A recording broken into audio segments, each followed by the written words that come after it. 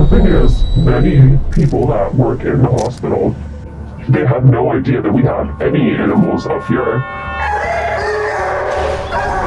And they would not sound like regular dog cries, they would sound like a human screaming. It was like babies screaming. Yeah. Hidden in plain sight, in a semi-residential neighborhood near downtown London, Ontario, is St. Joseph's Hospital, an institution trusted by the community for care and healing. But on the upper floors of the hospital, above the regular patient hallways, one of the city's darkest secrets is taking place. It doesn't feel right that apparently we're doing this groundbreaking research that's 100% necessary, yet we're not allowed to talk about it with anyone. For years, a research team has been subjecting hundreds of dogs to highly invasive experiments. Dogs are deliberately induced into heart attacks, lasting between 90 minutes and 3 hours, caused by a surgically inserted snare that restricts blood flow to the heart. There are about 2 or 3 vet techs just cutting into these dogs, and they were also trained by another vet tech. Some dogs have actually died during this procedure, which is not the point. Not at all. And I can't help but wonder if those deaths could have been prevented if there was an actual veterinarian doing these procedures. For the dogs who do survive, the suffering continues. Yeah, that is the most traumatic thing I've ever seen. It's 24/7 constant whimpering. She came in with another dog who she bonded with very, very closely, and they were kept together the entire time. During one of the surgeries, her cage mate was unfortunately unalived during the procedure, and that's kind of when her stereotypies began. Woke up from this procedure without her cage mate, never saw her cage mate again, and never was given another cage mate. From that point on, one of the behaviors that I started seeing was that she would completely submerge her face inside her water bucket and then repeatedly do that over and over again until one of us gave her attention. She didn't do that before. She did not.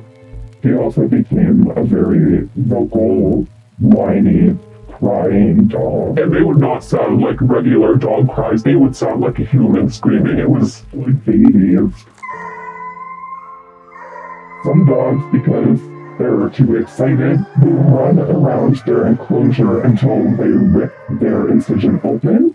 She would run through her own feces, jump on the walls, jump on the gate, and get it everywhere and not even have a clean surface to lay on anymore. Some of the dogs pick at their incisions, remove stitches.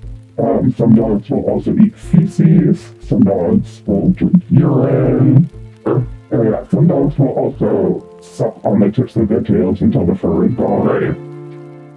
After the procedure, the dogs are not given the opportunity to live out their lives in loving homes. Instead, they are subjected to a series of tests and ultimately killed.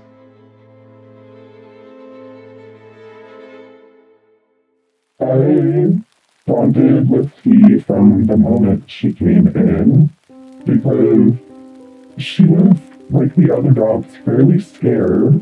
And so I was hanging out with T before her class, and she literally put her arms up on my shoulders. She crawled up onto my knees into my lap, and I held her like a baby. And ever since then, every time I saw her, she reaches her arms out to me for hugs. She loved everyone, and everyone loved her. If she saw you in her room, but you weren't with her in her enclosure, she would cry. She would not want to let go. And what ended up happening with her? She was part of the terminal cardiac study, so at the end of her decided time in the study, they did not resuscitate her and retrieved her cardiac tissue and put her carcass in a barrel with some pigs. They call it sacrificing or short stacking. Yeah, and then they discard the dog's body in these big biohazard bins and keep them in our freezer for however long it takes for the entire bin to fill up. They'll just keep stacking animal on top of animal until the bin's filled. And it's not just dogs. Pigs and rodents are subjected to cruel experimentation as well. The pigs have different studies. There's also a wound study. It's brutal. So basically these pigs are experiments for some kind of scaffold that they do when wounds are on the body. And to test this, they take these pigs and they put a number of holes, I think more than a dozen, on their back. Huge, very large holes, like in their flesh, so that it is a deep wound. Also, pigs are social animals.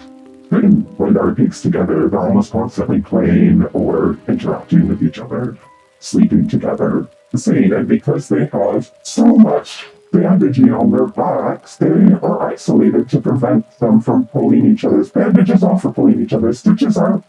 So these pigs will run in circles and pull all their bandages and stitches out and open their wounds. The research is conducted under the Lawson Research Institute, the research division of St. Joseph's Hospital.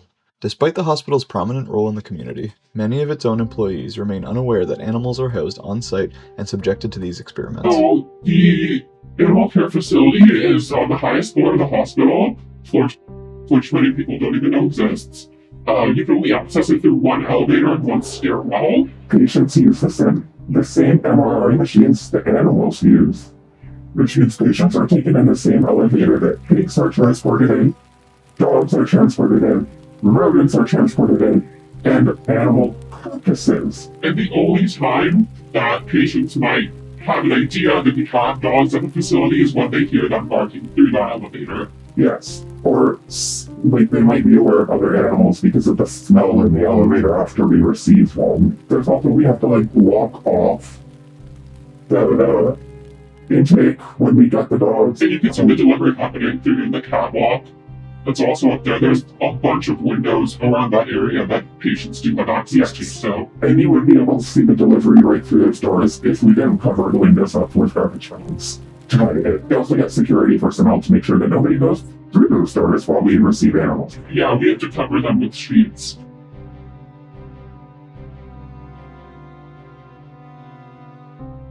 The scientific community is increasingly turning away from animal models, recognizing their limitations and the growing availability of human-relevant, non-animal technologies. Dr. Charu Chandrasekhara, founder and executive director of the Canadian Institute for Animal-Free Science, explains, "Dogs and humans differ significantly in cardiac anatomy and physiology. Scientists around the world are advancing heart failure research, drug development, and diagnostic imaging with cutting-edge animal-free technologies to accurately capture the complexity of human biology." Even the U.S. National Institutes of Health recently ended dog experiments on its own campus. When 90% of animal-tested drugs fail in humans, change isn't optional.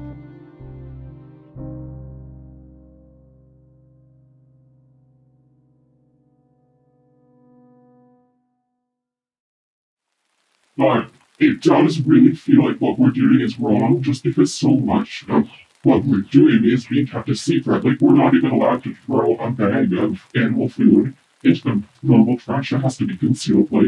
If we need to keep it a secret, it's wrong. I was worried that eventually I would become desensitized to it. That fortunately did not happen. My love for these animals only grew as I kept working with them and meeting all of these new dogs, seeing them go, they're exactly the same as your dogs at home. The pigs are exactly the same as your dogs at home. I would have the pigs know me like a cat. It's not fair that we're just taking them for granted or that we're supposed to take them for granted. They shouldn't be forgotten. The latest group of dogs is scheduled to be killed very soon. There is still time to change their fate.